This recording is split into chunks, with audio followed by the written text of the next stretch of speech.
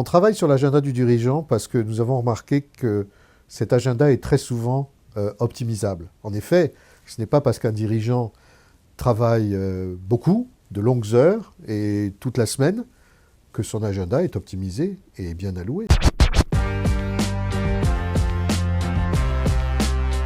Alors, il y a plusieurs principes que l'on peut suivre. Aujourd'hui, on pourrait se focaliser sur deux principes clés. Le premier, c'est celui de la priorisation, qui consiste à allouer les tâches du dirigeant, de la journée ou de la semaine, en fonction de leur importance et de leur urgence. L'objectif de l'exercice va être de focaliser le dirigeant sur ce qui est important. Ce qui est urgent n'est pas toujours important.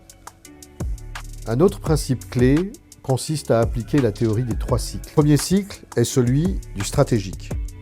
Le deuxième est celui de la gestion des priorités. Le troisième est celui de la gestion du quotidien.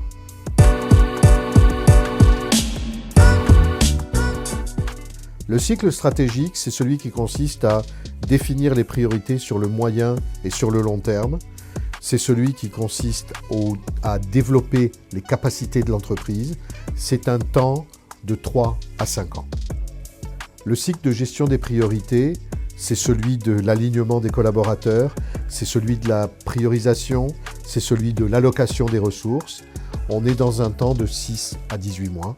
C'est celui de la mise en œuvre de la stratégie.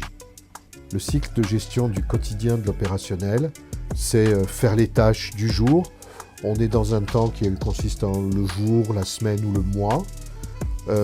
C'est celui de la résolution des problèmes. C'est celui de la gestion de certaines urgences, parce qu'il y en a certaines qui doivent être gérées par le dirigeant.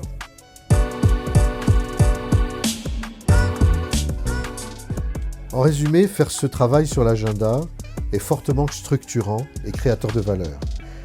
En effet, il permet d'allouer la bonne proportion du temps du dirigeant sur le stratégique, ce qui reste sa principale responsabilité. Enfin, ne l'oublions pas, ce travail va permettre d'améliorer l'équilibre personnel du dirigeant.